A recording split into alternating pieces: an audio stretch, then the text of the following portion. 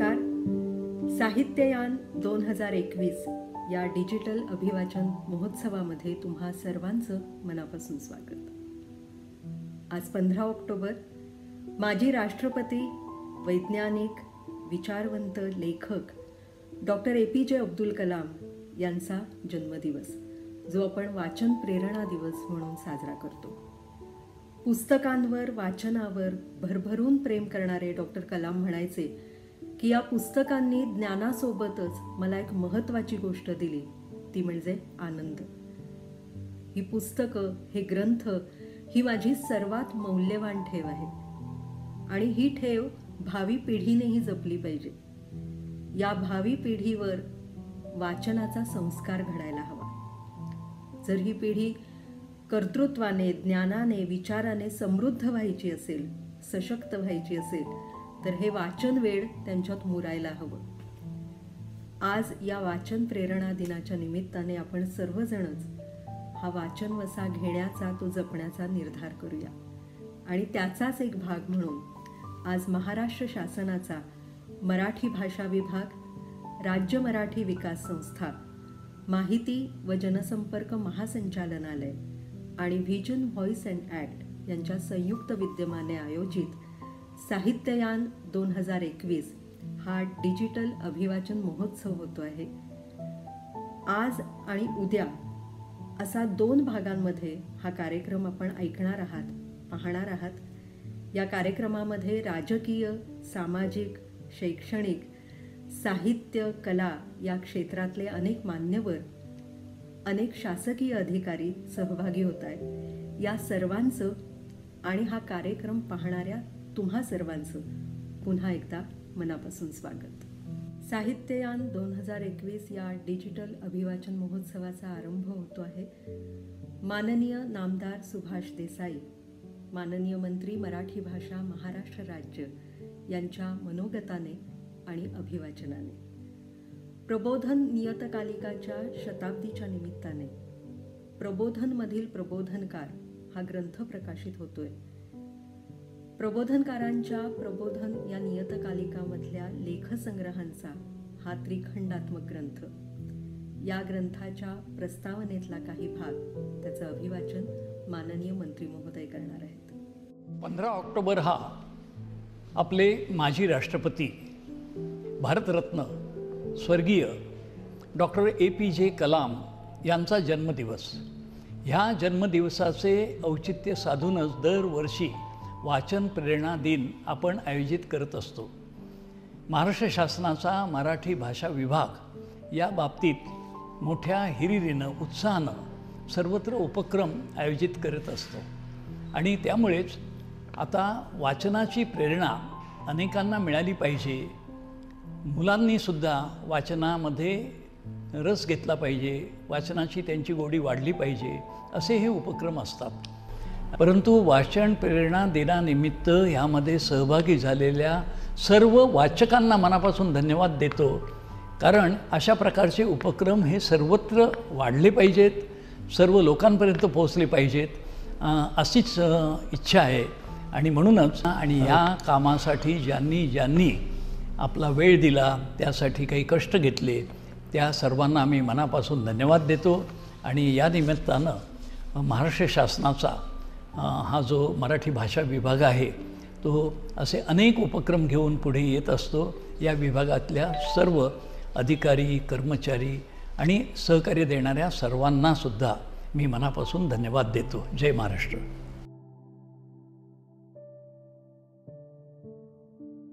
विसावे शतक उगवले तेच महाराष्ट्रात प्रबोधन युग घेऊन. लोकहितवादी गोपाळ हरी देशमुख, न्यायमूर्ती महादेव गोविंद रानडे, पंडिता रमाबाई, महात्मा ज्योतिराव फुले, राजर्षी शाहू महाराज, गोपाळ गणेश आगरकर आणि प्रबोधनकार ठाकरे, किती नावे घ्यावीत. या सर्वांनी प्रस्थापित व्यवस्थेला मुळापासून गदागदा हलवले, अन्यायाला वाचा फोडली.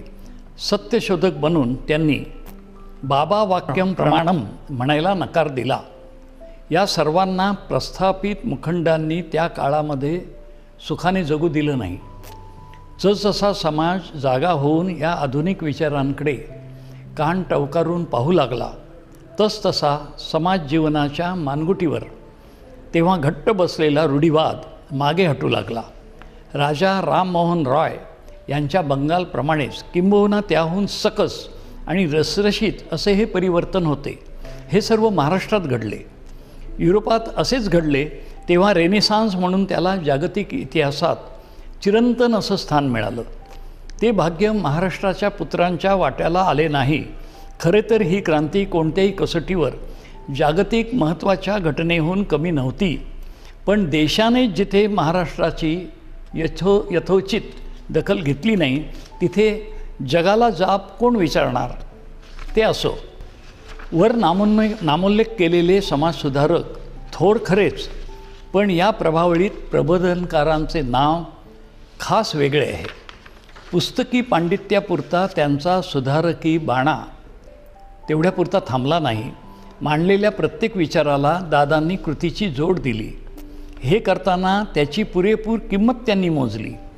हुंडाबंदी विरोधात त्या काळी अनेकांनी विचार मांडले, पण प्रबोधनकार तेवढ्यावर थांबले नाहीत. वैचारिक पुरोगामित्वाला सगळेच माना डोलवत होते, पण त्याचवेळी हुंड्याची देवाणघेवाण सर्रास सुरू होती. प्रबोधनकार नुसत्या वैचारिक बदलावर संतुष्ट होणाऱ्यांपैकी नव्हते. त्यांनी प्रत्यक्ष कृतीचा आसूड हातामध्ये घेतला. ज्या लग्नात हुंडा घेतला आहे अशी माहिती मिळेल तिथे त्यांचा आसूड कडाडलाच समजा. अशी हुंडाग्रस्त लग्ने त्यांनी स्वतः मंडपात घुसून उधळून लावली. संख्येने या घटना कमी असतील, पण ती दहशत शेवटी कामी येत गेली. महाराष्ट्रात हुंडाबंदीचा पुरस्कार होऊ लागला. अशा सुधारणांमुळेच आपला प्रदेश पुरोगामी महाराष्ट्र म्हणून ओळखला जाऊ लागला. आज तुम्ही आम्ही तसे अभिमानाने म्हणत असतो. ही ताकद प्रबोधनकारांनी दाखवून दिली. या शक्तीचा परिचय करून देण्याच्या उद्देशानं सचिन परब यांनी प्रबोधनकार.com हे संकेतस्थळ सुरू केलं आणि ते निष्ठेनं चालवलं. त्यांची साप्ताहिक मार्मिकमधील लेखमाला असंच कार्य करीत आहे. प्रबोधन नियतकालिक मोजकी वर्षेच प्रकाशित झाले. विंचवाचे विराट पाठीवर तसे प्रबोधन साप्ताहिक तेव्हा मुंबई, पुणे, सातारा अशा जमेल त्या ठिकाणाहून प्रसिद्ध झाले. त्याचे एकूण 95 अंक निघाले. मात्र आजमितीस फक्त 91 अंक अभ्यासू मंडळींच्या हाती लागले. अजून 4 अंकांचा शोध सुरूच आहे. 1921मध्ये डरकाळी फोडणाऱ्या प्रबोधनचं हे शताब्दी वर्ष. राज्य शासनाच्या मराठी भाषा विभागाअंतर्गत येणाऱ्या महाराष्ट्र राज्य साहित्य आणि सांस्कृतिक मंडळाने प्रबोधन नियतकालिकामधील शतकापूर्वी प्रसिद्ध झालेल्या लेखांचा संग्रह प्रकाशित करायचे ठरविले. ग्रंथ संपादनासाठी सचिन परब यांच्याखेरीज या विषयाचा ध्यास घेतलेली अन्य व्यक्ती कोण आढळणार. आता हा ग्रंथ प्रकाशित होत आहे. माझ्या मराठी भाषा विभागाचे हे मी भाग्य समजतो. प्रबोधनकारांचे नातू म्हणजेच उद्धव ठाकरे हे मुख्यमंत्रीपदी विराजमान असताना हे विचारधन नव्याने समोर येत आहे. हा एक विलक्षण योगायोग. सुधारकांची मांदियाळी निर्माण करणारा महाराष्ट्र या ग्रंथाचे कसे स्वागत करतो हे पाहण्यास मी सुद्धा उत्सुक आहे. जय महाराष्ट्र.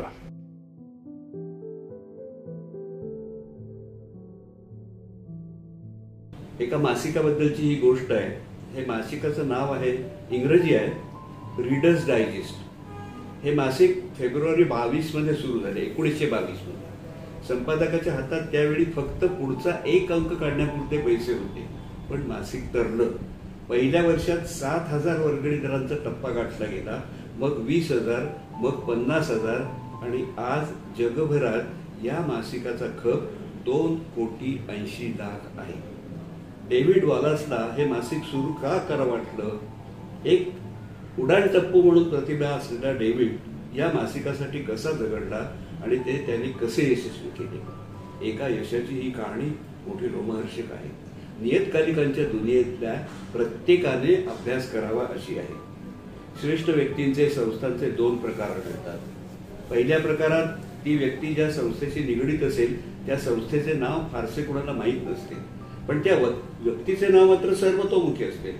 उदाहरणार्थ, महारोगी सेवा समितीचे नाव फारसे कुणाला माहीत नसते, पण बाबा आमटेंचे नाव मात्र सर्वतोमुखी झालेले असते. या उलट दुसऱ्या प्रकारात संस्थेचे नाव सुप्रसिद्ध असते, परंतु संबंधित व्यक्तीचे नाव बहुतेकांना ठाऊकच नसते. उदाहरणार्थ रेड क्रॉस सर्वांना ठाऊक असेल, पण ज्यांच्या पुढाकारांनी ती संस्था स्थापन झाली त्या हेनरी ड्युरंटचे नावही बहुतेकांनी ऐकलेले नसते. या दुसऱ्या प्रकारात रीडर्स डायजेस्टचाही समावेश करता येईल. रीडर्स डायजेस्ट एक मासिक म्हणून सुपरिचित असले तरी त्याचा संस्थापक संपादक डेव्हिड वॉलास याचे नाव मात्र फारसे कुणाला ऐकिवत नाही. मराठी माध्यमातून शिकल्यामुळे इंग्रजी वाचनाकडे मी जरा उशिराच वळलो. साधारण कॉलेजात गेल्यापासून, परंतु इंग्रजी वाचनाला सुरुवात झाली तेव्हापासूनच रीडर्स डायजेस्ट वाचायला सुरुवात केलेली हे आठवते.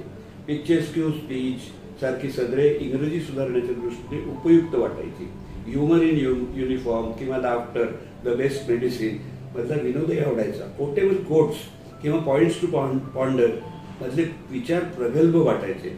सर्वात आधी वाचून व्हायची ती पानपूरके, राजकारण, समाजकारण, कला, क्रीडा, चित्रपट वगैरे अनेक विषयांचे डायजेस्टमध्ये उत्तमोत्तम लेख आजही आठवतात.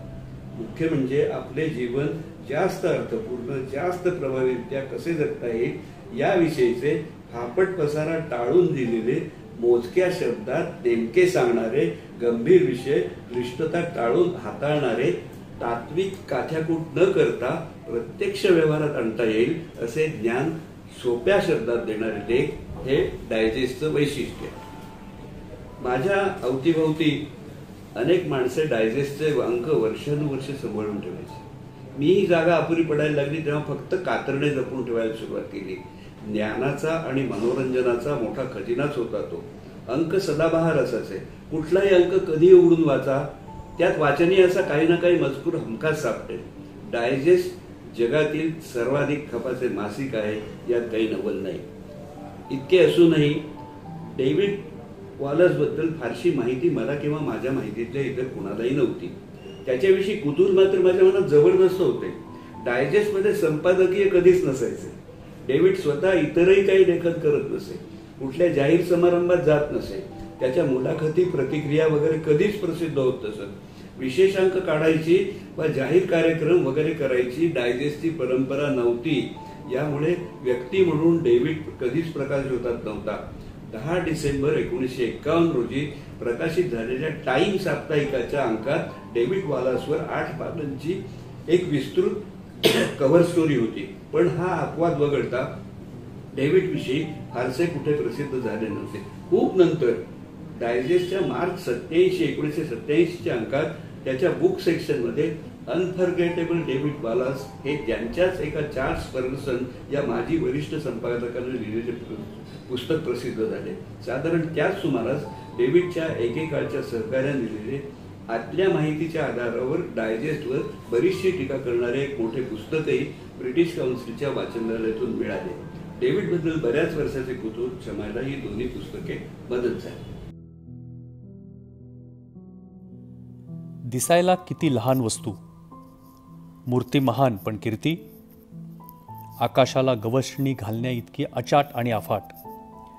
तिचे ते अणुकुचीदार टोकच पाहिले तर त्यात काही आश्चर्य वाटत नाही. पण तेथेच जगातल्या सर्व आश्चर्यांचा महासागर सामावून बसला आहे. जगातल्या माणुसकीचा जन्म येथेच आणि जन्माला येऊन माणुसकीने जगाला जगवण्याची शक्तीही येथेच. ज्या ज्ञानाने माणसाला माणुसकी दिली त्याचा अखंड खजिना येथेच आणि नराचा नारायण बनवण्याची गुरुकिल्लीही येथेच. केवळ स्पर्शमात्राने लोखंडाचे सोने करणारा परीस ही केवळ कल्पना असली तरी संकर होताच पशुची माणसे व आंधळ्यांचे धडसे करण्याचे चैतन्य लेखणीच्या टोकात खास आहे. देवी सरस्वतीचे निवासस्थान हेच. येथेच ती क्रीडा करते. तिच्या विश्वमोहक दिलरुब्याचा झणत्कार येथेच झणाणतो. तिच्या राजहंसाचा कलध्वनी येथेच त्या झणत्काराला मंजूळ ध्वनीची साथ देतो. नादब्रह्माने मोहित होऊन तिच्या भोवती नृत्य करणाऱ्या मयूराची केका येथेच प्रस्फुरण पावते. मानवाच्या आत्मज्ञानाची किरणे येथूनच निघाली व सर्व जगभर विस्तारली. जगाच्या सुधारणेची गंगा याच मानसरोवरामधून उगम पावली. जन्मतः मनुष्य, प्राणी आणि पशु यात काहीच भेद नसतो. हाताचा व लेखणीचा संस्कारयोग घडला म्हणजेच माणसाला माणुसकीचा अधिकार प्राप्त होतो. लेखणी हातात घेऊन श्री गणेशाय नमः, ओम नमः सिद्धम ही मंगलाक्षरे मुलांच्या हातून काढविताच तोच त्यांचा उपनयन विधी, तोच त्यांच्या द्विजत्वाचा संस्कार आणि तेच माणुसकीत परावर्तन. वरवर पाहणाऱ्यांना लेखणीच्या टोकातून शाईचा प्रवाह वाहत आहेसा दिसतो, पण त्या प्रवाहात अनेक चमत्कारांची माणिक रत्ने खच्चून वाहत असतात. मानवांच्या प्रगतीला कारण झालेल्या बुद्धिमत्तेचे कोंब प्रथम याच चिमुकल्या जागेत थरारले व शाईच्या वाहत्या ओघावरच अवघ्या दुनियेत भरारले. एकम सत हा सनातन सिद्धांत विचार क्षेत्रात जरी जन्माला आला तरी आचार क्षेत्रातला त्याचा विश्वव्यापी संचार कलमाच्या टोकांनीच केला. स्फूर्तीचा ताळेबंद नर्तनात निर्माण झालेले ऋग्वेदाचे प्रचंड काव्य आर्यांनी मुखोद्गत करून काही काळ तरी जिवंत राखले, तरी त्या प्रतिभावान दिव्य वाङ्मयाला चिरंजीव करण्याचे श्रेय अखेर लेखणीलाच मिळाले. वसुंधरेच्या नाना रत्नांच्या खजिन्यात जर लेखणी ही एकच चीज नसती तर तो सर्व रत्नसमुच्चय आज कवडी मोलाचा ठरला असता. आम्ही प्रगमनशील म्हणून मानवांना जो अभिमान वाटतो त्या प्रगतीचा ताळेबंद इतिहास कुणी जिवंत राखला? अर्थात कलमाने. आत्मानाप्त विचारांचा उहापोह जगाच्या अंतापर्यंत का चालेना, परंतु त्याची जन्मभूमी जी उपनिषदे त्यांना शुद्ध स्थितीत चिरंजीव राखण्याचे पुण्यकार्य लेखणीच्या नावानेच जमेला पडलेले आहे.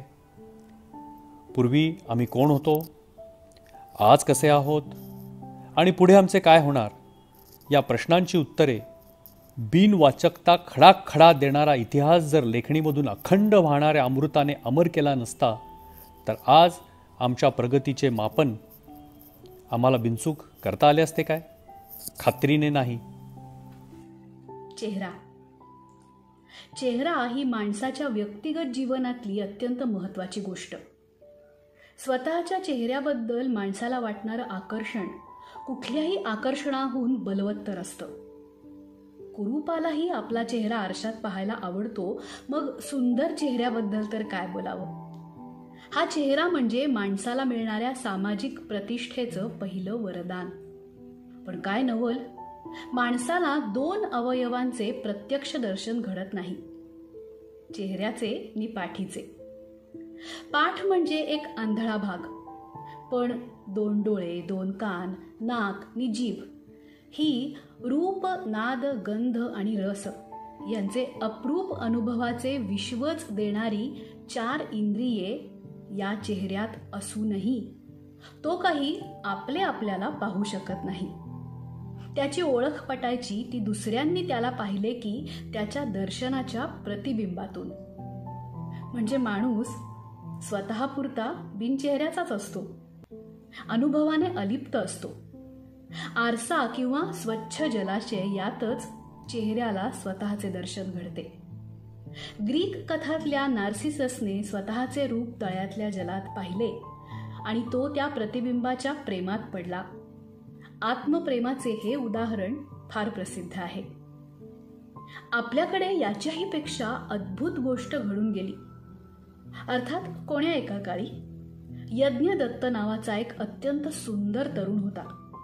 आपला चेहरा आरशात निरखायचा त्याला अतिशयच छंद जडला, इतका की त्या प्रतिबिंबित चेहऱ्याशिवाय त्याला दुसरे तिसरे काही सुचेच ना. आपला चेहरा प्रत्यक्षात बघायचा ध्यास त्याने घेतला. घरदार सारे काही सोडून तो चेहऱ्याच्या शोधात भटकत राहिला. चेहरा काही सापडेना. हात लावून तो कळत होता, पण दिसत नव्हता. यज्ञदत्त भटकता भटकता निराश झाला. विनवणी करून व्रत करून चेहऱ्याचे दर्शन होईना. आरशाचे ढोबळ माध्यमच त्याला पाहायला लागावे हे शल्य त्याला रोपू लागले. त्याचा जीव कासावीस झाला. प्राण उडू लागले. एक विचार विजेसारखा त्याच्या मनात आला. त्याला उमजले की आपला चेहरा दुनियेत कुठे नाही, तर तो आपल्याच डोक्याच्या पुढल्या जागी आहे. तो सुरेख आहे की नाही ही गोष्ट गौण आहे. आपला चेहरा डोक्याला चिकटलेला आहे हीच गोष्ट महत्वाची आहे. झाले. क्षणार्धात त्याची चेहरा पाहण्याची वासना मावळली. ती वासना सर्वंकष वासना असल्यामुळे त्याचे चित्त आता पूर्णपणे मोहमुक्त झाले. त्याला ज्ञान प्राप्त झाले. महायान बौद्ध पंथाचे सुरंगमसूत असं सांगत की लगेच शांतचित्त होऊन यज्ञदत्ताने ऐहिक जीवनाकडे पाठ फिरवली आणि तो दीक्षा घेऊन भिक्षू झाला. आरशाशिवायचा चेहरा दुसऱ्याच्या डोळ्यात आपल्याला दिसतो आणि त्या नजीकच्या स्नेहमयी डोळ्यातल्या दर्शनाने आपण खूप सुखी होतो. बापड्या यज्ञदत्ताला हे कळते तर असंख्य प्रेमयुक्त चेहऱ्यांची दर्शने त्याच्या डोळ्यात लोकांनाही घडली असती.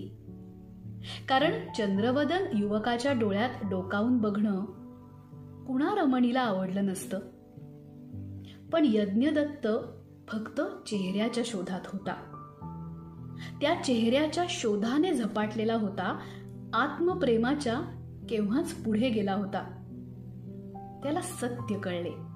तेही दर्शन मागे पडले तेव्हा एक जीवघेणी आज संपली नि त्याची संथ वाटचाल चालू झाली. त्याला आता काहीच शोधायचे नव्हते. बोध झाला नि शोध संपला. आम्ही शोधही घेत नाही नि बोधही घेत नाही.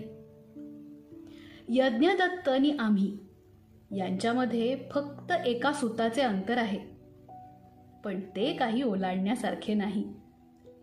आम्ही चेहरा हा चेहरा ठेवीत नाही, त्याचा मुखवटा बनवतो.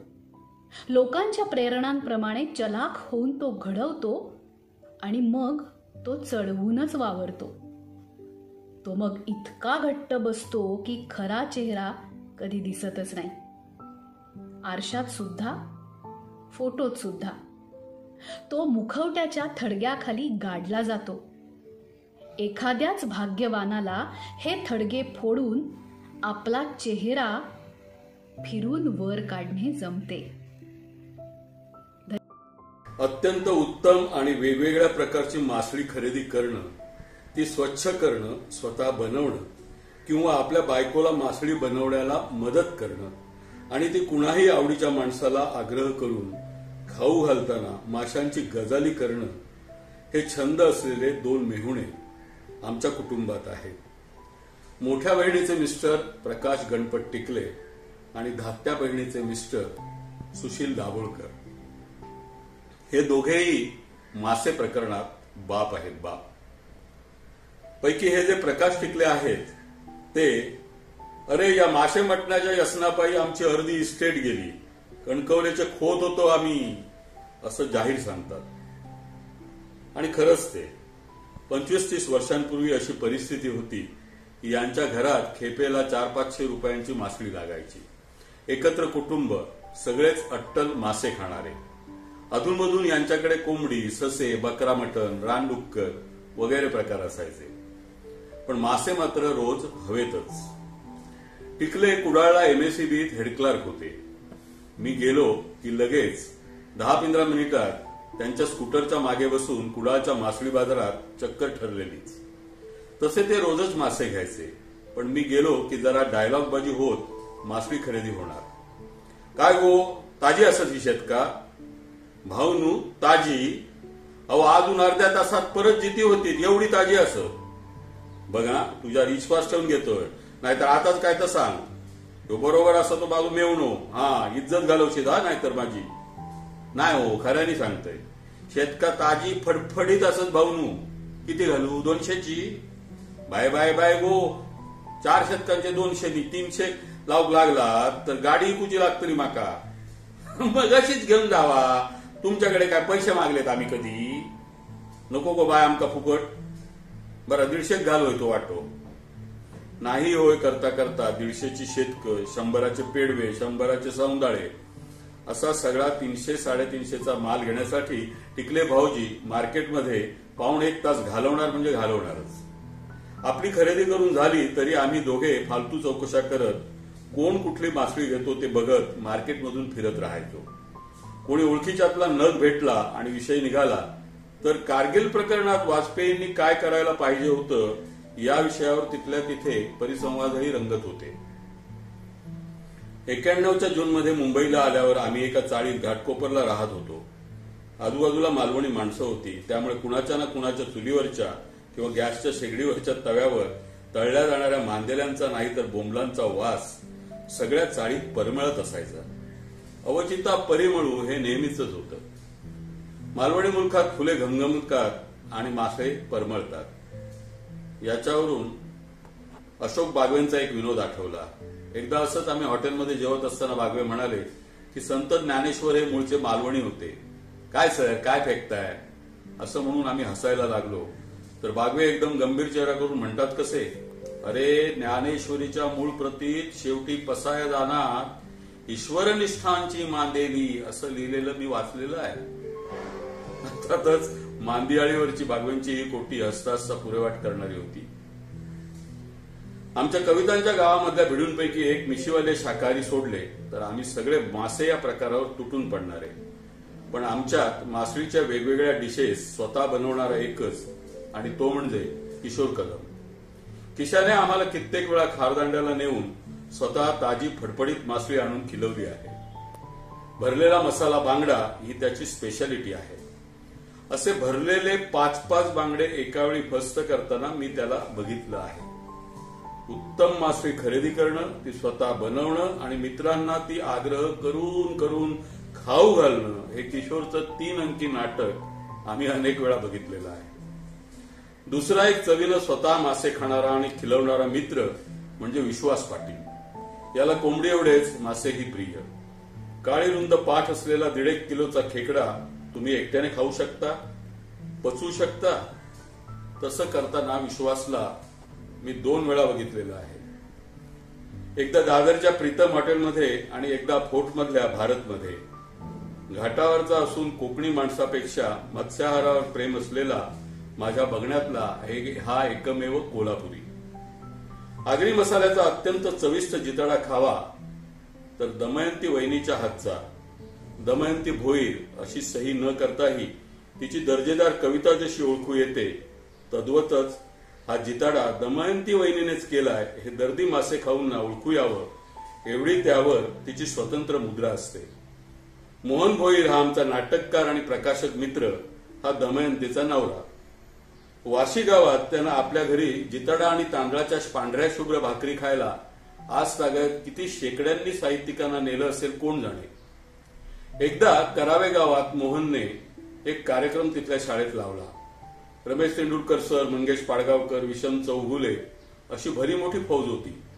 सोबत परेन शिवराम जांभळेची लगबगही होतीच. कार्यक्रम झकास झाला. मग सगळी मंडळी तिथंच मोहनच्या भावाच्या घरी जेवली. भाकऱ्या आणि जिताडा असा फक्कड भेद. लेखक कवींच्या रसवंतीला अगदी भरता आलं होतं त्या दिवशी. विठ्ठल विठ्ठल पिणारा अट्टल संपूर्ण बोट्टल संपवितो. मंगू म्हणे माझा लहान आवेग. मंगू म्हणे माझा लहान आवेग.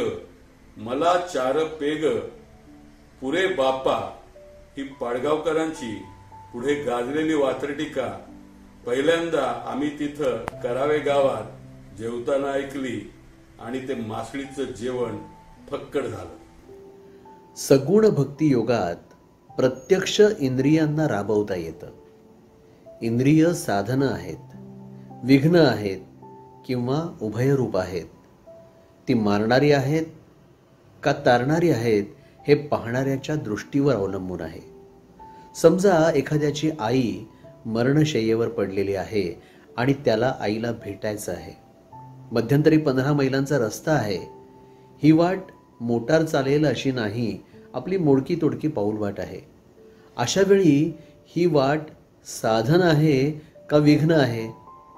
कोणी म्हणेल, कशाला हा अभद्र रस्ता मध्यंतरी आला, हे अंतर नसतं तर आईला ताबडतोब भेटलो असतो. अशा माणसाला तो रस्ता दुश्मन आहे. रस्ता तुडवत तुडवत तो जातो. त्याला रस्त्याचा राग आलेला आहे. काहीही झालं तरी आईला भेटण्यासाठी झरझर पावलं टाकीत त्याला गेलंच पाहिजे. रस्ता दुश्मन म्हणून तो जर तिथेच खाली बसेल तर दुश्मन वाटणारा रस्ता त्याला जिंकून घेईल. तो झरझर चालेल तरच त्या दुश्मनाला तो जिंकेल. दुसरा मनुष्य म्हणेल, हे जंगल आहे, परंतु एवढी तरी चालत जाण्यासाठी वाट आहे. हा रस्ता आहे म्हणून बरं, हा मला आईकडे घेऊन जाईल. हा रस्ता नसता तर या पहाडातून मी कसा गेलो असतो. असं म्हणून ती पाऊलवाट साधन मानून तो झरझर पावलं टाकीत जात आहे. रस्त्याबद्दल तो मनात प्रेम बाळगेल, त्याला मित्र मानेल. रस्त्याला दुश्मन माना किंवा दोस्त माना, अंतर पाडणारा म्हणा किंवा अंतर तोडणारा म्हणा, पावलं झरझर टाकण्याचं काम केलंच पाहिजे. रस्ता विघ्नरूप किंवा साधनरूप हे मनुष्याच्या चित्ताची जी भूमिका, जी दृष्टी तिच्यावर अवलंबून आहे. इंद्रियांचंही असंच आहे. ती विघ्नरूप की साधनरूप हे तुमच्या दृष्टीवर अवलंबून आहे. आपल्या कुशीतून जन्मलेल्या मुलाची नाळ त्याच्या जन्माच्या वेळीच फक्त कापली जात नाही, तर आयुष्याच्या वेगवेगळ्या टप्प्यावर देखील ती परत परत कापली जात असते. मुलांच्या तान्हेपणाचा आनंद घेत घेत त्यांना मोठे करताना त्यांना वळण लावण्याचं कर्तव्य पार पाडावं लागतंच. मग मुलाचे आपापले मित्र, शाळा, अभ्यास सुरू होताना, तारुण्यात पदार्पण करून मोठ्या जगात प्रवेश करताना, आपापले स्वतःचे स्वतंत्र आयुष्य सुरू करताना, अशी अनेकदा आयुष्याच्या प्रत्येक टप्प्यावर नाळ तोडली जाते. दरवेळी पहिल्या वेळेसारख्याच वेदना होतात. आपल्यापासून वेगळा होतो ही जाणीव दृढ होत जाते. ते वेगळे होणे हसत हसत पत्करावं लागतं. पण गरज पडल्यावर हाक मारले की काय ग म्हणून धावत येतात. आई ग अशी हाक आली की श्वासाबरोबर काय रे उमटतं. तेव्हा ती तुटलेली नाळ परत जोडली जाते. फक्त मुलाशीच नाही तर त्याच्या कुटुंब कबिल्याशी देखील. सगळे आपलेच असतात. प्रॉफेट या प्रसिद्ध कवितेमध्ये खलील जिब्रान म्हणतो, your children are not your children, they are sons and daughters of life longs for itself. They come through you but not from you. You are the boats from which your children are loving arrows are sent forth. खरंच आहे, सगळे तुमचेच असतात, पण तुमचे कोणीच नसते. तुम्ही अखेरीस एकटेच. शंकर वैद्य त्यांच्या राधा जेव्हा म्हातारी झाली होती ह्या कवितेत राधेला जुन्या आठवणी करून देतात. तिला आठवत नाही तेव्हा उसासा टाकून राधा म्हणते, ज्याचे त्याला माहीत. कृष्णार्पण असतो. सगळे आयुष्य उलटून गेल्यावर विस्मरणाचे शिकार झालेल्या म्हाताऱ्या राधेला इतर सगळे स्मृती आड गेले असले तरी एक काटा ओरी सलत राहतोच की. माझ्यानंतर द्रौपदी आली कृष्णाच्या आयुष्यात. तेही मग ती कृष्णार्पण करून टाकते. सगळीच नाती अखेरीस अशीच असतात का? कृष्णार्पण करून टाकायची. त्यासाठी जनाबाई म्हणाली होती ना, तुझं विण बा विठ्ठला कोणी नाही रे मजला, माय मेली बाप मेला आता सांभाळी विठ्ठला. दुपार झाली. इसवट्याला बसून सगळ्यांनी भाकरी सोडल्या. जगन भाकरी पुड्यात घेऊन एक डोळा पिंडीकडं एक डोळा फोटोकडं ठेवून एक एक घास सावकाश चावत होती. परसूनं कवा सांगितलेली गोष्ट आठवत होती. जमदग्नी शंकराचा भक्त, रेणुका जमदग्नीची बायको परशुराम त्याचा ल्योक. काय तरी घडलं. जमदग्नीनं रेणुकाचं मुंडकं मारलं. परशुराम आईसाठी रडायला लागला. एका मागणीचं मुंडकं आणून लावल्यावर रेणुका जिद्दी होऊन उठली. जमदग्नी जर इतका देवभक्त तर मागणीचं मुंडकं रेणुकाच्या धडाला लावायची गरज काय? रेणुकाचं तुटून पडलेलं मुंडकंच का तिच्या धडाला लावलं नाही? परसू म्हणतो हे सगळं त्या सौदंतीच्या डोंगरावर दावलंय. खरं किती खोटं किती पर सांगतो. तिथं मातंगीचा कुंड हाय. तिच्या कुंडात अंघोळ केल्या बगार रेणुकाच्या देवळाला जायचं नाही. तिथं परशुरामाचं देवाळ हाय. हे सगळं खरं असलं तरी आईनं परसूनच जग टक्कुरीवर घेऊन जोगती होऊन जोगवा मागायचा. दाशाची आय रेणुका, माझी आय ह्यांनी आम्हाला जन्म दिला. बाप दावला नाही. आम्हाला नुसती आय. बाकीच्यांना आई बाप दोघं बी. का? आमच्या आयात बाप बी बापात आय. बायात बाप्या बाप्यात बाय. एकातच ही दोन रूपं. त्यातनंच उगल्यालं माझं दाशाचं रूप. आणखी वेगळं असं काय हाय तर मध्यानरातीला आमचं दार का वाजतं? दैत्यागत सावली आत येती. कोंबडा वरडला की जाती. देवी आमच्या भेटीला येती का तिचा दैत्या? दैत्याच तसल. त्योच आपला बा. दाशाचा बा. रेणुकाचा बी त्योच. आईचा बी बा. त्योच नवरा. त्योच बाप. त्योच मुलगा बी. साधू माळ्याच्या ढोराच्या खांडागत. माणसागत माणसं असून ढोरागत वागणूक कराया का यल्लम्मा देवी सांगती? ती बी असंच वागतली असल. त्या मायलेकानं बी एकाच नवऱ्यासंगत लगीन लावलं असल. मग ह्यो शंकर त्यो तर त्यांचा देव महादेव. कसं म्हणायचं तुला? तू भोळा शंकर खरा. पार्वती तुझ्या मांडीवर, गंगा बांधून ठेवली शिरी. बाबा भोलेनाथ यातली कोण तुझी आस्तुरी? माणसांची राख अंगाला लावती. भांग गांज्याची धुंदी येते. भुजंगाची संगत करतो. देव असून तुला भूताची कळा का बरं आली? तुझ्यातनंच का ही हिजड्या जोगत्याची जात उगली? आन जग निजाया जागा करून ठेवली. बाबा शंकरा, महादेवा, भोले भावा. बसल्या बसल्या जगन बडबडली. तशी भवतीची माणसं यडबडून उठली.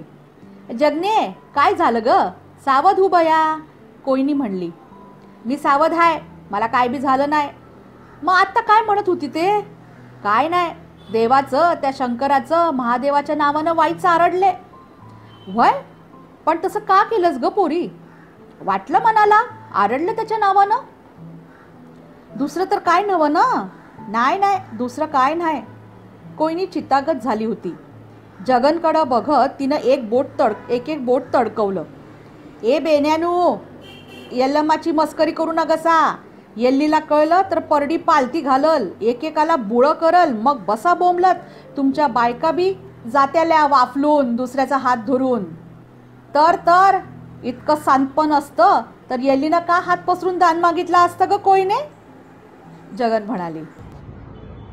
आत्या गेल्यावर तिच्या त्या खोलीत पाऊल टाकलं आणि इतक्या वर्षांच्या काळोखात साचलेलं असं किती काय काय एकदम अंगावर आलं. काही क्षण मला गुदमरून गेल्यासारखं, जीवाची घुसमट झाल्यासारखं वाटत राहिलं. अस्वस्थता निपटत मी ती निजायची त्या जागी पाहत होतो. तिथल्या काळोख्या कोपऱ्यात मुंग्यांचं रिवण दिसत होतं. जरा बारकाईने निरखल्यावर मुंग्यांनी पोखरलेल्या मातीचा बारकासा ढीगही दिसून आला. तिथं छोटंसं वारुळच जणू. मातृदेवतेचं, सातेरी आईचं.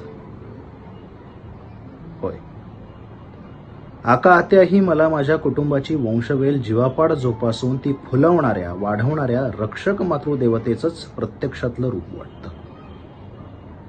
दक्षिण कोकणात आणि गोव्यात सातेरी देवीची अनेक देवळं आहेत. या देवळात सहसा देवीची मूर्ती आढळत नाही. मूर्तीऐवजी मोठ्ठच्या मोठं 10-20 फुटांचं वारुळ असतं तिथे. ही एक प्रकारची मातृदेवताच. लोकसंस्कृतीचे अभ्यासक रा. छिंग ढेरे यांनी लज्जागौरीमध्ये याविषयी फार नेमकेपणानं लिहिलेलं आहे. वारुळ ही लैंगिकतेशी जोडलेली प्रतिमा लोकसंस्कृतीपासून आधुनिक साहित्यापर्यंत अनेक ठिकाणी आलेली आहे. शेताच्या बांधा मेरांवर अनेकदा अशी छोटी मोठी वारुळं उभी असतात. त्यांच्याशी जोडल्या गेलेल्या बाकी कुठल्याही आदिबंधात्मक रूपापेक्षाही मला त्याचं शेतीभातीशी संबंधित रक्षक देवता म्हणून प्रचलित असलेलं रूपच अधिक भावतं. आका आत्याचं तिच्या समग्र स्त्रीरूप अस्तित्वाचा, भावनिक लैंगिक जाणीवांचा लोप करून आमच्या कुटुंबावर मायेची पाखर पसरून राहणंही सातेरी देवीपेक्षा वेगळं काही नक्कीच नव्हतं.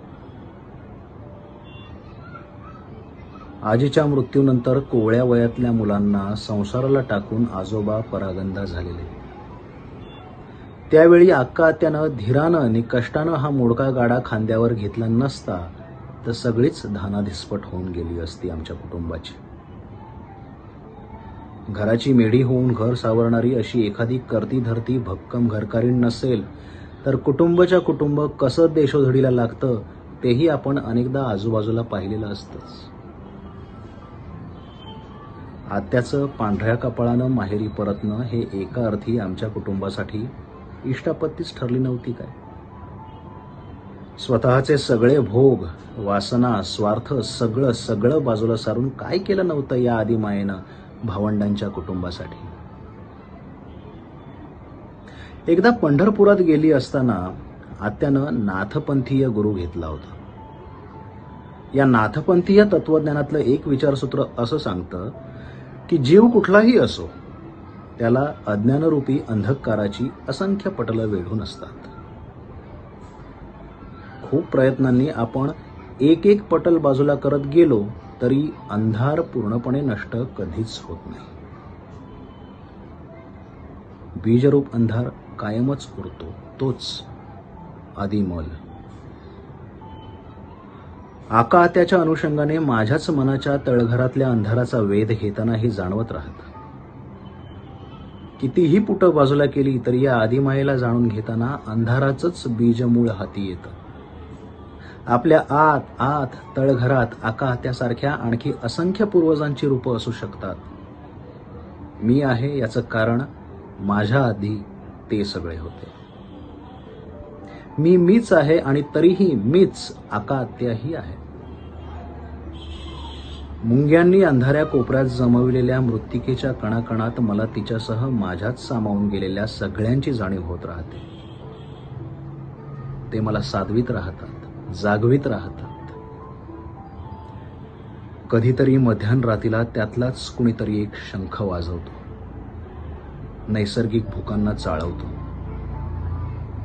माझ्या नेणिवेच्या तळघरातले असंख्य गोविंद गोपाळ झोपेतून जागे होतात. कळवळून रडणाऱ्या मला छातीशी लावू पाहतात, पण माझे अहम, माझे स्वार्थ, माझे द्वेष, मत्सर, सूड असे माझ्या अस्तित्वाला वेढून असलेले असंख्य घटक त्या गोविंद गोपाळांना माझ्या देहाचा चैतन्य उत्सव साजरा करण्यात, लिंगाची पूजा करण्यात विघ्न आणतात, विटाळ निर्माण करतात. अवतीभवतीच्या अज्ञानाच्या अंधारातच माझे सगळे असणे सामावून गेलेले असताना मी स्वतःतून वेगळं होत स्वतःला साजरं करण्याची खुळचट आस बाळगतोय हे मला कळून येतं. जगण्याच्या निरर्थकतेची होणारी हीच ती जाणीव असावी का? आपल्या सगळ्या तृष्णा, इच्छा, वासना मनातच गाडल्या तरी एखाद्या निसटत्या क्षणी देहाचा शंख वाजताच जाग येणाऱ्या गोविंद गोपाळांना थोपवू पाहणाऱ्या आका त्याला हे जाणवले असावे काय? तेव्हा मलाच माझा वाटेल फक्त हेवा, घरदार टाकूनी मी जाईन दूर गावा. तेव्हा मलाच माझा वाटेल फक्त हेवा, घरदार टाकूनी मी जाईन दूर गावा. पाण्यात ओंजळीच्या आला चुकून मीन, पाण्यात ओंजळीच्या आला चुकून मीन, चमकून हो तसाच गाण्यात अर्थ यावा. शिंपित पावसाळी सर्वत्र या लकेरी, शिंपित पावसाळी सर्वत्र या लकेरी, यावा अनाम पक्षी स्पर्शू मलाच यावा. देता कुणी दुरुनी नक्षत्रसे इशारे, देता कुणी दुरुनी नक्षत्रसे इशारे, साराच आसमंत घननीळ होत जावा. पेरून जात वाळा अंगावरी कुणी जो, पेरून जात वाळा अंगावरी कुणी जो, शेल्यापरी कुसुंबी वाऱ्यावरी वहावा. शेल्यापरी कुसुंबी वाऱ्यावरी वहावा. आणि प्रसिद्ध कडवं जे आहे या कवितेचं, जे सर्व कवींना अत्यंत भावलं, ते आहे, तारांवरी पडावा केव्हा चुकून हात, तारांवरी पडावा केव्हा चुकून हात, विस्तीर्ण पोकळीचा गंधार सापडावा, विस्तीर्ण पोकळीचा गंधार सापडावा. तेव्हा मलाच माझा वाटेल फक्त हेवा, तेव्हा मलाच माझा वाटेल फक्त हेवा, घरदार टाकूनी मी जाईन दूर गावा. आरती प्रभू. दुःख ना आनंद ही अन अंत ना आरंभ ही, दुःख ना आनंद ही अन अंत ना आरंभ ही, नाव आहे चाललेली कालही अन आजही, नाव आहे चाललेली कालही अन आजही. मी तसा प्रत्यक्ष नाही, मी तसा प्रत्यक्ष नाही, ना विदेशी मी जसा, मी नव्हे की बिंब माझे, मी न माझा आरसा. एकला मी नाही जैसा, नाही नाही मी दुणा, एकला मी नाही जैसा, नाही नाही मी दुणा, मी नव्हे स्वामी ही माझा, मी न माझा पाहुणा. प्रश्न की उद्गार नाही अधिक नाही वा उणा, प्रश्न की उद्गार नाही अधिक नाही वा उणा, जीवनाला ऐल नाही पैल तैसा मध्यना, जीवनाला ऐल नाही पैल तैसा मध्यना. याद नाही साध नाही ना सखी वा सोबती, याद नाही साध नाही ना सखी वा सोबती, नाद आहे ह्या घड्याला अनघड्याच्या भोवती. सांध्य छाया आणि काया जोडुनी यांचा दुवा, सांध्य छाया आणि काया जोडुनी यांचा दुवा, नाव आहे चाललेली दूरची हाले हवा, नाव आहे चाललेली दूरची हाले हवा.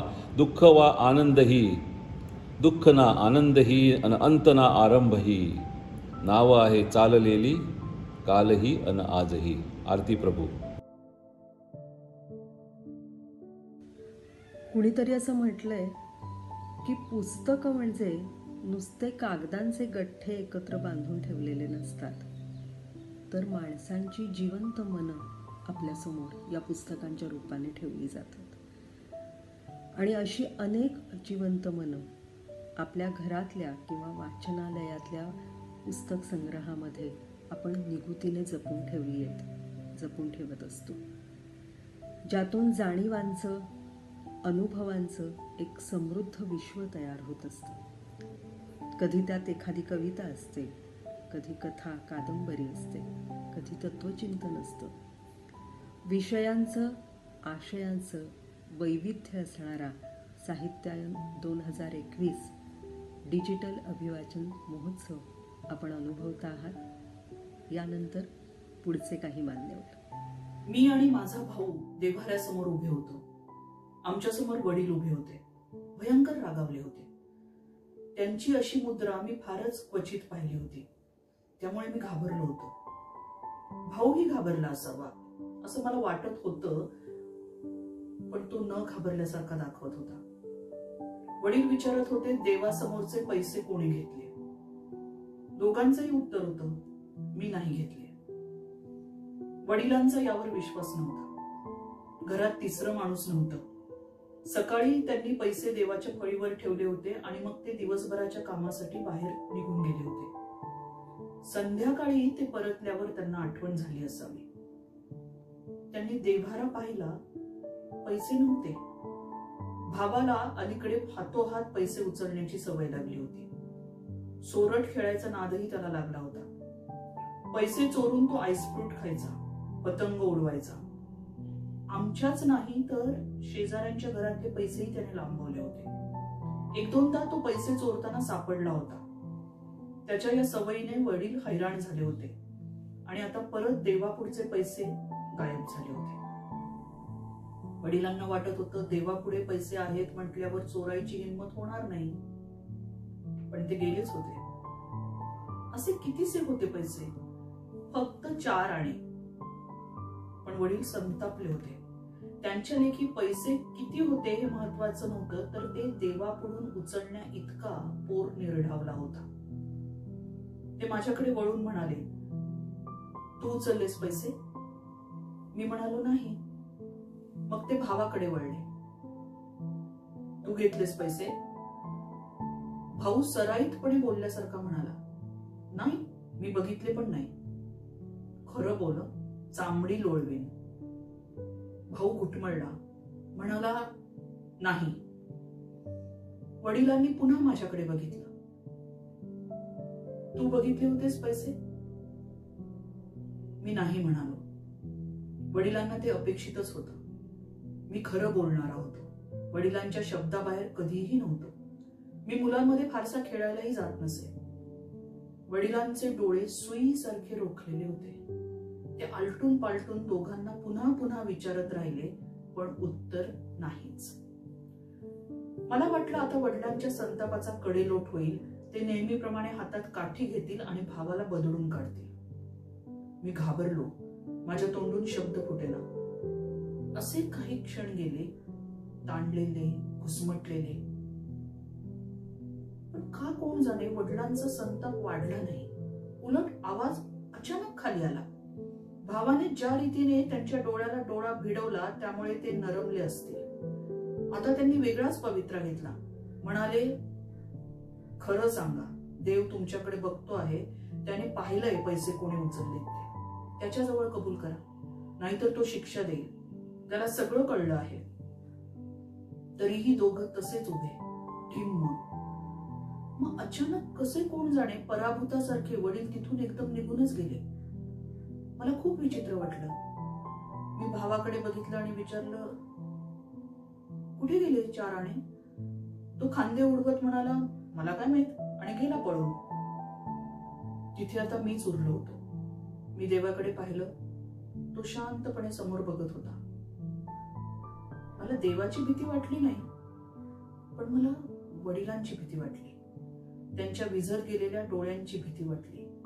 ते विचारत असताना मला सारखं वाटत होतं, त्यांना सारं कळलंय. देवाने त्यांना सांगितलंय.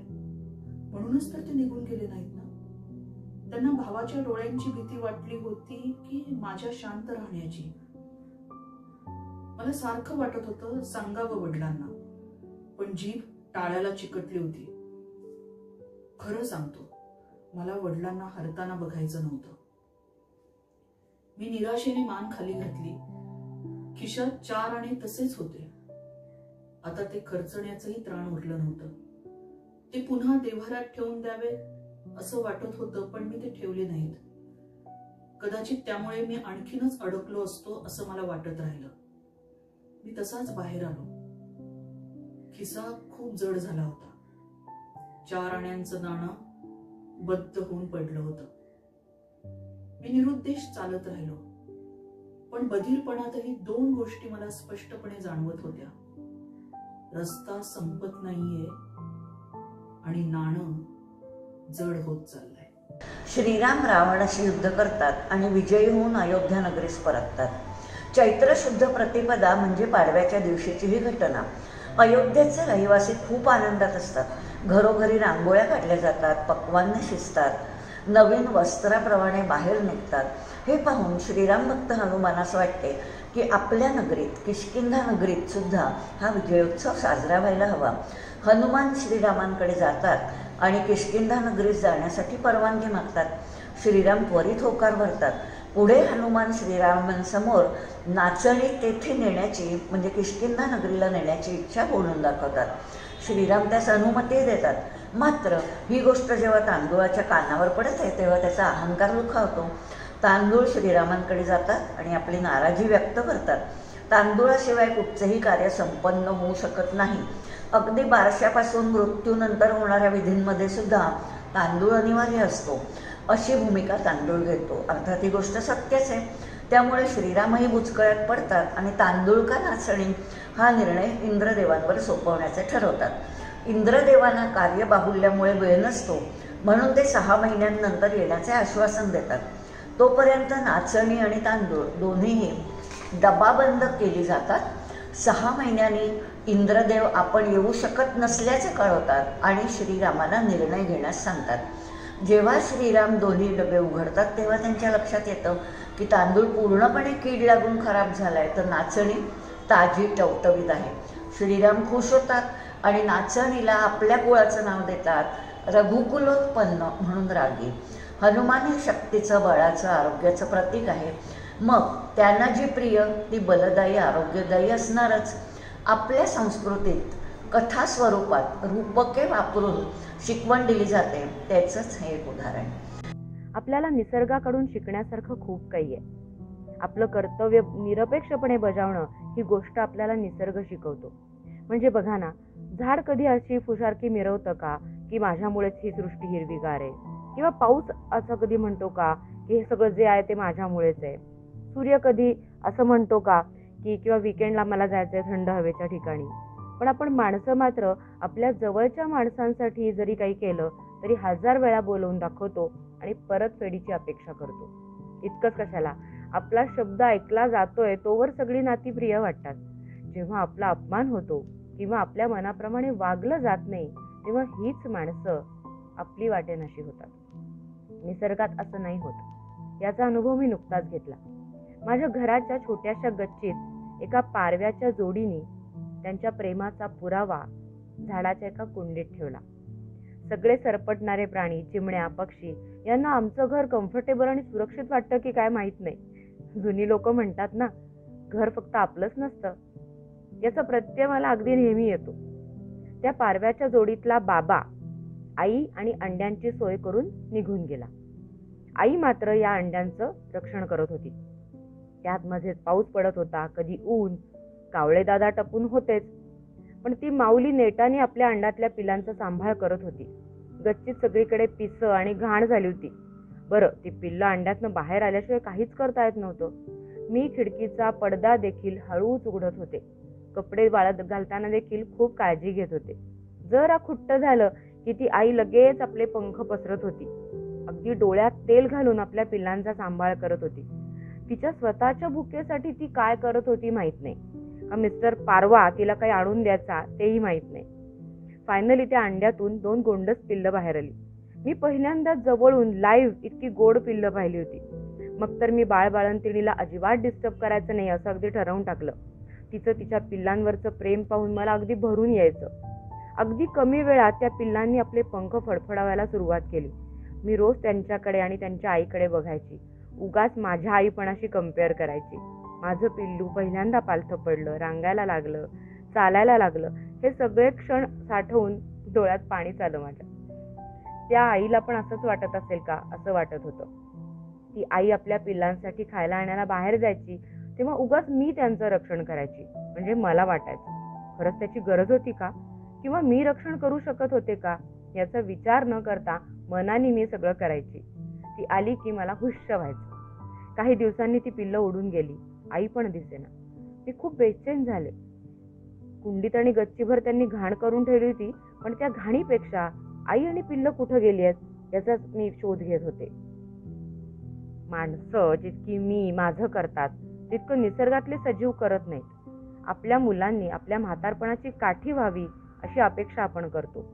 पिल्लं सुद्धा आई वडिलांच्या इस्टेटीवर डोळा ठेवत नाहीत ना. आपलं कर्तव्य चोख पार पाडतात, परिणाम निसर्गावर सोडून देतात. आपलं कर्तव्य करत राहायचं हे निसर्ग आपल्याला शिकवतो. या जिवंत अनुभवातून आपणच आपल्या अपेक्षांमुळे दुःखी होतं हे मला जाणवलं. निसर्गातले सजीव कर्म करून फळ निसर्ग देईल असं स्वीकारतात. ईश्वर काय, निसर्ग काय, त्याच्या पदरचं काहीच देत नाही. आपल्या अकाउंटमध्ये काहीच नसेल तर काय, चेक बाउन्स होणारच ना. कोणत्याही गोष्टीत आपलं कॉन्ट्रीब्युशन किती आहे याचा विचार केला पाहिजे. म्हणजे माझ्याच बाबतीत असं का हा प्रश्न पडणार नाही. निसर्ग नियमानुसार जे योग्य असेल तेच घडतं. यावर एकदा विश्वास बसला ना की आपल्यालाही हे पटतं. निसर्गा सारखा नाही रे सोयरा, गुरु सखा बंधू माय बाप. कापडांच्या राईत नाम्याच्या सुईत तूच धागे दोरे ओविले गोविले, गोऱ्याचे काळे मातीचे शिवार तूच हळुवार रेखिले राखले. सेन्याचा वस्तरा दिंडीत ओढला, झेंड्याने वेढला उरला सुरला. देहूच्या तुक्याचे विटांचे माहेर, विजांचे आहेर साजिरे गोजिरे. सावत्याच्या मोटेचा कुरवाळीला नाडा, दुमदुमला चौघडा पानात फुलात. डोंग्या चोख्याला तूच दिली कुस, खाऊन ऊस वाकडा तिकडा, जनीच्या जात्यात ओव्यांचेच पीठ, जनीच्या जात्यात ओव्यांचेच पीठ, ये सवेला वीट सखी सोयरी. तैसा माझा खडू नसे भाग्यवंत, जात कुळी संत नसे त्याची, तरीही विठ्ठला फुटू दे पालवी, झडू दे वाळवी, बोभाटा टळू दे, वांझोटा फळू दे, दे दान तुझे पहिले वहिले, दे दान तुझे पहिले वहिले. पिशवी पिशवीच असते जोवर ती फिरत असते बाजार हाटाच्या आसाभोवती, पिशवी पिशवीच असते जोवर ती फिरत असते बाजार हाटाच्या आसाभोवती. चिमुकले हात जेव्हा तिच्या पायात वह्या पुस्तकांचे चाळ बांधतात, चिमुकले हात जेव्हा तिच्या पायात वह्या पुस्तकांचे चाळ बांधतात, तेव्हा तिचे दप्तर होते. दप्तर असते विविध रूप रंग गंध आणि आकाराचे, त्याच्या अंगी साधू संतांची लक्षणे असतात, म्हणून ते असते पवित्रही. जरी ते असले मिश्रीलाल धरमचंद छाजेडच्या कापड दुकानाचे, महाबीज बियाण्यांचे, शिवलेले खताच्या पोतडीचे, किंवा पंजा कमळ वा धनुष्याच्या प्रचार फलकाचे, तरी दप्तर दप्तर असते. ते पांगुळ गाडा बनते, शिडी बनते, काठी बनते. झिजलेले हात अष्टौ प्रहर दप्तराला सोनेरी अस्तर लावतात आणि वह्या पुस्तकांच्याही आधी त्यात स्वप्नांची आरास मांडतात, त्यात स्वप्नांची आरास मांडतात. कोणी आत्महत्या केल्याची बातमी ऐकताच सर्वांना वाटतं की बिचारा फार दुःखी, कष्टी, निराश अथवा गांजलेला असेल म्हणून त्याने असं केलं. पण असंच का गृहीत धरावं? हसत खेळत बस पुरे आता चाललो मी असं वाटून कोणी जगाचा निरोप घेतला नसेल कशावरून? आत्महत्येचं प्रकरण जेव्हा न्यायालयासमोर येतं तेव्हा त्या व्यक्तीचं डोकं ठिकाणावर नसल्यामुळे त्यानं आत्मनाश केला असा निवाडा देण्यासाठी सगळेजण किती सटतात. का? तर आत्महत्येचा गुन्हा त्याच्या माथी चिकटू नये म्हणून.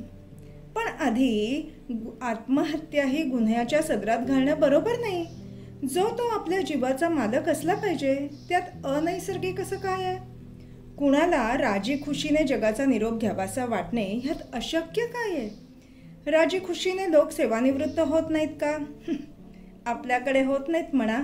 खुर्ची कितीही डळमळीत झाली तरी तिला अगदी चिकटून बसतात, ती सपशेल मोडेपर्यंत. पण इंग्लंडमध्ये चर्चिल, फ्रान्समध्ये द गोल यांनी आपण होऊन सार्वजनिक कार्याचा निरोप घेतला. तसा जगाचा निरोप घ्यावासा कुणाला का नाही वाटू शकत? त्याकरता दुःखी, कष्टी का निराश किंवा त्रस्त होण्याची काय आवश्यकता? जन्म हा कुणाच्या हाती नसतो हे खरं, पण मरण का असू नये? काळ वेळ ठरवून तर्कशुद्ध पद्धतीने त्याला कवटाळणं हे कुणालाही शक्य झालं पाहिजे. पण ते कसं? एखादीच आत्महत्या सुखरूपपणे पार पडते आणि किती जणांचे प्रयत्न फोल ठरतात. अर्थात जगाला रामराम ठोकू इच्छिणाऱ्याला सोपा, खात्रीचा, क्लेशरहित आणि ताबडतोब लागू होणारा इलाज हवा असतो. तसे इलाज सर्वत्र उपलब्ध झाले पाहिजेत. उंदीर घुशीचं औषध घेऊन तासनतास यातना भोगायला नकोत. एकदा असंच बोलता बोलता माझे धाकटे चुलते, धाकटे म्हणजे 90 वर्षांचे, हे दुखतंय ते दुखतंय अशी कुरकुर करत होते. आता मरण आलं तर बरं, हे नेहमीच झालं होतं. तेव्हा मी त्यांना म्हटलं, खरंच बाबा, आता मीही थकत चालली आहे. माझ्या सर्व इच्छा पूर्ण झाल्या आहेत. आपण दोघांनी एकदम जायचं का हे जग सोडून? ते गो कसं? त्यांनी चमकून विचारलं. हे बघा, पहाटे अगदी झुंजू होण्याच्या आत टॅक्सी करून आपण दोघं आगगाडीच्या रुळापर्यंत जाऊ. तिथे उतरून एका रुळावर तुम्ही आणि एका रुळावर मी मान ठेवू. मुंबईहून पुण्याला येणारी पहिली गाडी पटकन आपलं काम करेल. कबूल? हो हो कबूल. पण टॅक्सीचे पैसे मात्र तू दिले पाहिजेस. आणि एवढ्यावरच तो बेत फिसकटला. भाद्रपद सरला. नक्षत्रांचे तेज आश्विनात झळावू लागले. अधूनमधून मेघांचे आवरण आले तरी त्याची शोभा वाढतीच आहे. विशेषतः उगवत्या आणि मावळत्या नक्षत्रांचे दर्शन काही निराळेच वाटते. पश्चिमेकडे नक्षत्र झुकले की त्याचे तेज जरा मंद होते. किंचितसा तांबूसपणा त्याच्यावर चढतो. तोच पाहायला मला फार आवडतो. आकाशवर लखलख करणाऱ्या सोनेरी रुपेरी तारकात तांबूस तारे जरा मंद पण निराळेच दिसतात. मंगळाचाच गोतावळा जणू. एरवी मंगळापेक्षा वेगळ्या रूपाची नक्षत्रही त्याच्याच रंगाची थोडा वेळ तरी होतात, हे पाहून मौज वाटते. एवढा मोठा शुक्र स्वतःच्या दिव्य प्रभेने युक्त असा एरवी कुठल्याही ग्रहापेक्षा आपल्या झगझगाटाने व मोठ्या आकाराने कुणाचंही मन खेचून घेणारा हा सायंतारा, क्षितिजाचीच चिरसंगती ठरणारा पण आपल्या तेजाने आकाशाच्या मध्यापर्यंत असणाऱ्या सर्व ग्रहांना ताऱ्यांना फिका पाडणारा हा ग्रह पश्चिमेला अधिकाधिक कलंटांना जरा तांबूस वाटायला लागतो, पेंगू लागतो. आपले वेगळेपण तो विसरतो, तेज आखडून घेतो, इतर चांदण्यांबरोबर मिसळून जातो. आणि असा मिसळता मिसळताच एकदम दृष्टीआड होतो. सूर्याचा अस्त संध्याकाळी नेहमीच विलोभनीय दिसतो, पण शुक्राचा रात्रीच्या पहिल्या प्रहरी होणारा अस्त हा निसर्गाचाच एक लहानसा पण अप्रतिम असा आविष्कार असतो. शुक्र मंदावतो आणि पूर्वेकडून दाटीने आकाशात येणाऱ्या नक्षत्रांचे तेज खुलू लागते. उत्तरेचा अगदी लहानसा ध्रुव सदा नजरेत भरू लागतो. रात्रभर क्रमाक्रमाने ध्रुव, सप्तर्षी, शर्मिष्ठा, ध्रुवमत्स्य या मोठमोठ्या तारकापुंजांना आपल्याभोवती फिरायला लावतो. लहान बालकाभोवती मोठ्या माणसांचा गराडा पडला की मूल जसं त्यांच्याहून वेगळं दिसतं, वेगळं पडतं, त्याची शोभिवंत छबी कशी खुललेलीच राहते, तसेच या ध्रुवाच्या ताऱ्याचे होते. कदाचित त्याच्या अढळपणाचा आणि त्याची ती अतिसुंदर कथा लहानपणीच आपल्या मनावर ठसल्याचाही हा परिणाम असावा.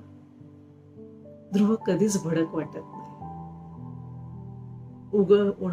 उगवणं आणि मावळणं इतरांसारखं त्याला माहीतच नाही. अंधार झाला की तो उगवला असं समजायचं, अंधार झाला की तो उगवला असं समजायचं, आणि फटफटलं की तो मावळला असं म्हणायचं. आरहान बाजारातून जात होता. त्यानं खाटकाचा आणि गिऱ्हाईकाचा संवाद ऐकला. गिऱ्हाईक म्हणत होता, मला तुझ्या दुकानातला मटणाचा सगळ्यात उत्कृष्ट असा तुकडा दे. खाटीक म्हणाला, साहेब, माझ्या दुकानातलं सगळंच मटण उत्कृष्ट आहे. या दुकानातला कुठलाच तुकडा तुम्हाला असा सापडणार नाही जो उत्कृष्ट नाही. आणि हे शब्द ऐकून आरहानला संबोधी प्राप्ती झाली. दृष्टांत दुसरा.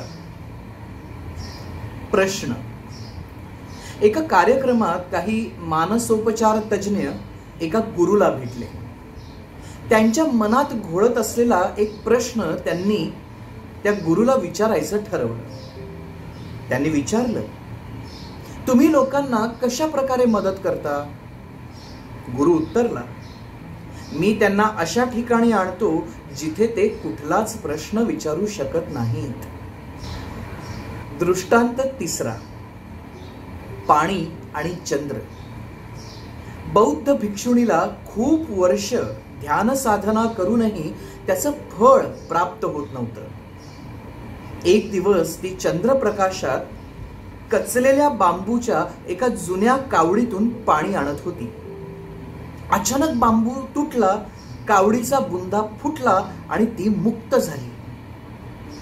तिनं या ओळी लिहून ठेवल्या. मी जुनीच कावड सांभाळत होते. बांबू झिजला तरी तेच वापरत होते. शेवटी बांबू कावडीचा बुंदाही फुटला.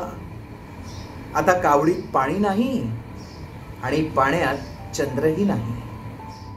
विश्वाच्या अवडंबरात, सृष्टीच्या पसाऱ्यात नगण्य अस्तित्वाची मी एक पाती गवताची. कुठे उगवावं माझ्या हाती नाही, कुठेही उगवावं आणि सतत आनंदाने डोलावं हेच माझं जीवन. डोलणं मात्र बहारदार. लकबीचं अन नाजूक शैलीचं. हळू वारता हा माझा गुण. सतत बागडावं, खेळावं, वाऱ्यासंगे मैत्री करावी, मोठ्या झाडांना साद द्यावी, त्यांची थंड झुळूक घ्यावी, तरतरून ताजं तवानं पणल्यावं आणि हिरव्या रंगाचं गाणं गावं. किती खुश असते मी. फुलपाखरांना झेलते मी. मध नाही पण चंद्राची शीतलता देत राहते मी. फुलांवरून उडलेली फुलपाखरं जेव्हा क्षणभर माझ्या पाठीवर विसावतात ना, तेव्हा दोन्ही रंग एकरूप होत सोहळा होतो पर्णभरी. छे, दोन कसले नानाविध रंगती, सृष्टीच्या रंगात मिसळणारे रंगती. त्यांची संगती आमच्या संगतीला फुलवते की आमची रंग संगती त्यांच्या संगतीला कोण जाणे. पण बसलेलं फुलपाखरू त्याला आवडलेल्या फुलाचं गोड गुपित माझ्या कानात सांगतं आणि डोलणाऱ्या मला पाहून हळूच गालात लाजत येत म्हणतं, पुन्हा कधीतरी पुढचं गुपित सांगायला मीही निरोप देते वेड्याला स्वच्छंद उडायला. कितीतरी फुलपाखरं गावोगावच्या फुलांचे निरोप घेऊन येतात आणि वेड्या या पातीला आपलंसं करून जातात. मग एकच छंद, आज येईल एखादं फुलपाखरू, विसावेल थोडा वेळ, सांगेल गुज गोष्टी, सुख दुःख आणि डोळ्यातली सृष्टी. निरनिराळ्या फुलांचे पराग गंधित करून जातील मला आणि पुन्हा आनंदाने मीच उंच उंच घेईन झुला. नसले कधी पराग कण, गंध माझ्या अंतरंगी, मन परिसरी सुवास पसरे, उगाच वाटे आली फुलपाखरे. शेजारी जरी बसले ना, दृष्ट भेटती होतसे, विश्वाच्या सौंदर्याला मी नजरेतूनच पाहत असे. नेहमीच असतील का हो ही फुलपाखरे, सुखाचे गाणे खरे. काहीही असो, ते आले की मी फुलते, पाती माझी मलमलते, यापेक्षा ते सुख कोणते. आणखी एक सखी माझी सतत मला डोलवते, वाऱ्याची हो झुळूकती, ती तर तिच्या सवे मज बोलावते. ती ज्या दिशेला जाईल पुढती, मीही मागे मागे उडते, जमिनीला पण कधी न सोडते. ऐसे नाते अगतिक जडते. जमीन, भूमी, पृथ्वी, वसुधा, तुम्ही काहीही म्हणा तिजला, ती माझी आई असते. दूर मलांना जाऊ देते, थोडी उड, थोडी बागड, वाऱ्या सवे तू खेळत राहा, पण दूर कोठे जाऊ देणार नाही. आईचा ठेका ती सोडत नाही. थकले की मी विसावते ना तिच्या जवळी जेव्हा जेव्हा, एक अनामिक स्नेह संपदा पुरी भरून घेते तेव्हा. तिच्यासाठी असलेली जवळीकता संपेल तेव्हाच जेव्हा माझे जीवन आटवेल. तिच्याच सोयीने नजरेत माझ्या आकाशाला गवसणी घालण्याचं स्वप्न सतत बहरत असतं. खालून उंच नजर नेत आकाशाला आवरत असतं. सारं आकाश एके दिवशी घेऊन कवेत, हवा तिथे हवा तेवढा शिंपीत जावा पाऊस सडा, जिथे भुकेली माय ओसाड, मी ढगांच्या होऊन आड, देईन धक्का जोराने की तृप्त होईल भूमी तृषार्थ. मग अगणित उगून येतील माझ्या सख्या भगिनी गवत पात्या. उपजाऊ ही वसुंधरा की असते हो माता जात्या. मी केवढी अगदी बाल, दृष्टी माझी नेहमीच विशाल. केवढं मोठं दिसतं सारं, झाडं, वेली, पशुपक्षी, माणसं अन प्राणी. अजस्त्र त्यांचे देह पाहता खजील होते कधी म्हणी, काग आई, काग आई मी इतकी लहान. कधीतरी प्रश्न पडतो, पण शरीराला काय करायचंय ग, मन करता येतं ना महान. ते जेव्हा सगळे मला पाहत असतील, नगण्य, मी एवढीशी म्हणून मनातही ठेवत नसतील, छे छे, असा विचार मी का करावा. सकाळी सकाळी नजरेला मी सगळ्यांच्या चैतन्य देते. चालत असता आरोग्याचा पदमंत्र मी चोळत राहते. पिकात उगवले तर उकडेलही कोणी, पण ओसाड जागी मीच सृष्टी होते. आनंदाची दृष्टी देते. जीवनातले ताप निवगून आरोग्याचा थंड स्पर्श मी सातत्याने नजरेला देते. ताण तणाव घालवत कोणी सहजेच माझ्या जवळी विसावतं. दुःख सारे विसरून जेव्हा अलगद गवती पडून राहते. मला कधी ना वाटे ओझे, देहाच्या ओझ्या आडून तेव्हा मन हलकं हलकं होतं. मिटून घेती डोळे तरीही जगणं सारं बोलकं होतं. कधी कोणतं बालक येतं, भारी आपल्या मला लावतं. गोंड्याच स्पर्शे आनंदाला तेव्हा माझ्या उधाण भरतं. घरादाराची अंगण मातीची मी शोभा होते तेव्हा. प्रसन्नतेला बिनमौसम नित बहार येत होते. युगंधरेची मी दुलई अन एक एक धागा होते. तीही रंग विसरून आपला मला अंगावर पांघरून घेते. भल्या पहाटे दवबिंदूंची रांग मजवरी सजून बसते अन मोत्यांच्या माळा होऊन पाचूवरती शोभून दिसते. दवात न्हाल्या या देहाला चैतन्याची प्रचिती येते. मरगळ सारी जाऊन दोरी मी लावण्याची पाती. जशी आवडते मी फुलपाखरा सूक्ष्म किड्यांची सखी सोयरी. तेही विसावती येती जाती घेऊन जाती आनंदाचे हिरवे हिरवे क्षण सांगाती. दुःखासम हे येती आणि दुःख तयांचे हलके करती. सुखावून मग मन विचार माझे ब्रह्मानंदी फेरही धरती.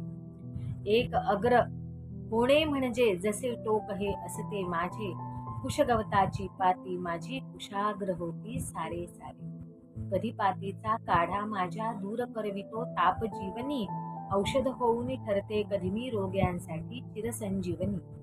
कधी यज्ञाची होत आहुती समाधी रूपे उजळून जाईन या देहाला पवित्र. कधी ना भांडण होते आमचे लहान मोठी सारी सृष्टी सुरम्य लेणे भूलोकीचे. एक पाती मी छुटीवरून फांद्या बघती वाकून. त्या माझ्या अन मीही त्यांची होऊन जाते कधी कोठून. निरुपयोगी कोणी समजती टाकून देती मला उपटून. कोणी गोग्रासाचे निमित्ते पुण्यही घेती पदरी पाडून. वर्षा ऋतूची चाहूल येता उंच एका झाडावरती. खुलवीत आपुला संसारच मग चिमणा चिमणी गाणी गाती. त्या गाण्याच्या स्वप्न चाहुली हळूच चिमणा शोधत येतो.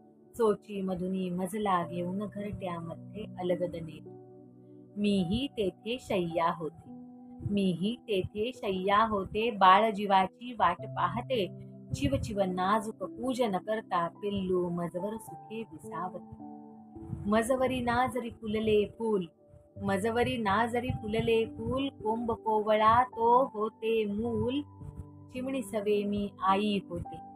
चिमणी सवे मी आई होते. वाळून सुद्धा बहरून जाते. मऊ मऊ अशा सुखस्पर्शाने वात्सल्याची नीजही होते. कुठे जन्मले कुठे पोचले. कुठे जन्मले कुठे पोचले. सार्थक धरणी सार्थक घरटे. एक पाती मी गवताची. एक पाती मी गवताची. रीती होऊनी अखिला ठरते. रीती होऊनी अखिला ठरते. एक पाती मी गवताची.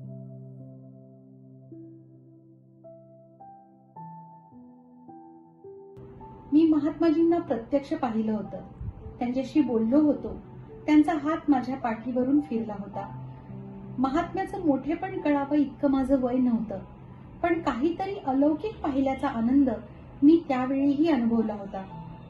एक अनामिक अस्वस्थता उपभोगली होती. त्या रात्री डोळ्याला डोळा लागला नाही. किंचित डुलकी लागली तेव्हा एक विलक्षण स्वप्न पडलं. देशातल्या साऱ्या वर्तमानपत्रात एकच वार्ता भल्या मोठ्या टायपात छापून आली आहे. हिंदुस्थान स्वतंत्र झाला. आणखी काही मजकूर नाही. फक्त एवढीच अक्षरं काळ्या भोर शाईत छापलेली. माझं वय 19-20 वर्षांचं असेल. भिंगुळवाण्या अवस्थेत दिशाहीन भ्रमंती करत करत मी एका आश्रमात पोहोचलो होतो. हा आश्रम तसा अधिकृत आश्रम होता की नाही ते मात्र माहीत नाही. गांधीजींच्या तत्वज्ञानाने वेडावलेले एक गृहस्थ नीरेजवळच्या पिंपरे नावाच्या खेड्यात राहत होते. तिथल्या ग्रामस्थांची सेवा करत होते. हरिजनवाड्याची झाडलोट करत होते. खादीचा प्रचार करत होते. खेडूतांना कातण पिंजण आणि बुनाई शिकवत होते. स्वतः व्रतस्थपणे राहत होते. त्यांचा संसार होता. पण ते संसारात नव्हते. गांधीजींच्या पावलांवर पावलं टाकत ते चालले होते. माझी त्यांची कशी भेट झाली कुणाला ठाऊक. मी त्यांच्याकडे आकर्षीला गेलो. त्यांच्या घरीच राहायला लागलो. ते खात होते तसलंच अन्न खाऊ लागलो. गांधी आणि गांधीवाद याविषयीच्या वाचनात रमू लागलो. जवळजवळ आश्रमवासीच झालो. मी आश्रमवासी असताना एकदा हुदलीला गांधी सेवा संघाचं संमेलन भरणार होतं. आश्रमाचे प्रमुख आपल्या कुटुंबियांसह तिकडे निघून गेले. त्यांचा आश्रम तेवढ्याकरता माझ्याकडे आला होता. मी एकटाच होतो. दिवस मावळाच्या वेळी मला कुणीतरी गावकऱ्याने वार्ता दिली. रात्रीच्या गाडीने महात्मा गांधी हुदलीला जात आहे. त्यांना घेऊन जाणारी गाडी नीरा स्टेशनवर 10 मिनिटं थांबते. मी अस्वस्थ झालो. गांधीजींच्या दर्शनाला जायलाच हवं होतं. कसं जायचं, काय बोलायचं, ज्याला विचारावं सवरावं असं कुणीच आसपास नव्हतं. मनाचा हिय्या केला. हातसुताच्या लढी हाताशी पुष्कळ होत्या. यातल्या 2 बरोबर घेतल्या. गांधीजींना फुलांच्या हारापेक्षा हातसुताच्या माळा अधिक आवडतात हे ऐकून माहित होतं. मैल 1.5 मैल चालत नीरेला गेलो. नीरा स्टेशनचा सारा परिसर माणसांनी फुलून गेला होता. मी पिंपऱ्याच्या आश्रमातला पोरगा आहे हे माहीत असलेली नीरेतली मंडळी माझ्याभोवती गोळा झाली. त्यांनी साऱ्यांनी आग्रह धरला, गांधीजींना इथे उतरावा. ते 4 शब्द बोलतील असं करा. मी होकारार्थी मान डोलवत होतो. गांधी उतरावेत आणि त्यांनी लहानसं का होईना भाषण करावं हे योग्यच होतं. पण ते मी कसं काय घडवणार? मंडळींना होकार दिला. अस्वस्थ मनाने फलाटावर जाऊन उभा राहिलो. जमलेले लोक स्वयंस्फूर्तीने गर्जना करत होते, महात्मा गांधी की जय. त्या गर्जना थांबून थांबून निनादत होत्या. नव्या झुंडी त्यांच्यात सामील होत होत्या. घंटा झाली. गर्दीचा समुद्र आंदोळला. मला पुढे जाणं भाग होतं. माझ्या अंगावर सत्याग्रहाचा वेश होता. हाती सुताचे हार होते. गर्दीतला एकही माणूस माझ्या आडवा झाला नाही. गांधीजींचा डबा सहज ओळखू आला. दारातच स्वयंसेवक उभे होते. मी पायट्यावर पाय ठेवून वर चढू लागलो. एकाने नुसता हात वर केला आणि विचारलं, किधर? गांधीजी का दर्शन करने. यहाँ एक देहात है, पिंपरी. गांधी सेवा संघ का एक आश्रम है उसमें. मैं उस आश्रम से आया हूँ. मी जमेल तशा हिंदीत सांगितलं. अडसर दूर झाला. मी वर चढलो. बाहेरच्या गर्जना आभाळाला भिडत होत्या. महात्मा गांधी की जय. एवढ्यात प्रत्यक्ष गांधीजीच डब्याच्या दरवाजाकडे आले. मी त्यांना पाहिलं. महात्मा गांधी, कोट्यावधी भारतीय मनाचा अनभिषिक्त सम्राट, तपस्व्यांचा तपस्वी, शूरातील महावीर, वार्धक्यालाच ज्याच्या सहवासानं चैतन्य प्राप्त झाले असा तो वृद्ध. तापलेल्या सोन्यासारखं तुकतुकीत शरीर, खादीचा पंचा, खादीचंच शुभ्र उत्तरीय, डोळ्यावर पांढऱ्या कड्यांचा चष्मा आणि तेच निरागस दंतविहीन हास्य, एखाद्या मुलासारखं. काय करावं ते मला सुचलं नाही. कुणीतरी पाठीमागून ढकलल्यासारखं केलं आणि मी भानावर आलो. त्या हातसुताच्या लढी त्यांच्या गळ्यात घालू लागलो. त्यांनी त्या हातात घेतल्या. हसत हसत विचारलं, कहाँ के हो? शब्द थोडे बोबडत होते. पिंपरे, यहाँ नजदीक देहात है. मला कशी कशी वाचा फुटली. आबादी कितनी है? मला प्रश्न समजला नाही. तोंडाला कोरड पडली. उत्तर दिलंच नाही. स्कूल है? त्यांनी प्रश्न केला. पहिला प्रश्न शाळेविषयी. जी. हरिजन बस्ती? जिव्हाळ्याचा दुसरा विषय त्यांच्या काळजातून उसळला. जी, हम लोग वही काम करते हैं. गांधी सेवा संघ का आश्रम है. अच्छा अच्छा. बाहेर आरोळ्या उठतच होत्या. महात्मा गांधी की जय. मला कसं सुचलं कुणास ठाऊक. मी धाडसाने म्हणालो, आप कुछ बोलेंगे तो लोगों को खुशी होगी. त्यांनी माझ्याकडे पाहिलं. मला वर पाहता आलं नाही. गांधीजी परत हसले. त्यांनी आपला उजवा हात माझ्यापुढे पसरला आणि म्हणाले, ऐसा नहीं बोलूंगा, मुझे कुछ दोगे हरिजनों के लिए. माझ्या सर्वांगाला घाम फुटला. ईश्वराने बुद्धी दिली आणि मी स्वतःला लगेच सावरलं. डोक्याची गांधी टोपी काढून थाळीसारखी हातात घेतली. दरवाजातून खाली उतरलो. टोपी गर्दी पुढे धरली. ईश्वराच्या अनंत हातासारखे शेकडो हात आकाशातून यावेत तसे आले आणि क्षणार्धात माझी ती टोपी नोटांनी आणि नाण्यांनी तुडुंब भरली. माझ्या आनंदाला सीमा राहिल्या नाहीत. मी ती टोपी गांधीजींच्या समोर केली. त्यांनी तिला स्पर्श केला. कुणी सेक्रेटरीनी त्या टोपीतली रक्कम स्वतःकडे घेतली. महात्माजी दरवाजात आले. दोन्ही हात दरवाजांच्या दोन्ही बाजूंवर टेकून ते 1-1.5 मिनिटं लोकांशी बोलले. मीही आता खाली गर्दीत येऊन उभा राहिलो होतो. महात्माजींच्या अगदी पायाशी भिडलो होतो. पण त्यांच्या भाषणाचं एक अक्षर मला ऐकू आलं नाही. माझी ज्ञानेंद्रिय जणू तुडुंब झाली होती. गांधींचे शब्द झेलून कान तृप्त झाले होते. महात्म्याचं प्रत्यक्ष दर्शन डोळ्यात मावत नव्हतं.